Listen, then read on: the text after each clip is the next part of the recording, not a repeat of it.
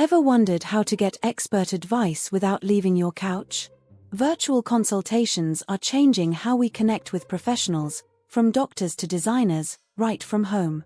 Today, we're demystifying virtual consultations, showing you the simple steps involved and why they've become so popular. Let's dive in. It typically starts with scheduling online, often via a secure portal or app. You choose a convenient time, receive confirmation, and often fill out preliminary information. This ensures the professional has all necessary context for an efficient and focused session tailored to your needs. At your scheduled time, you simply log into a secure video conferencing platform, usually provided by the service. You'll connect face-to-face with your expert, discussing your needs, symptoms, or project details in real time. Crucially, these platforms utilize encryption to protect your privacy and sensitive information.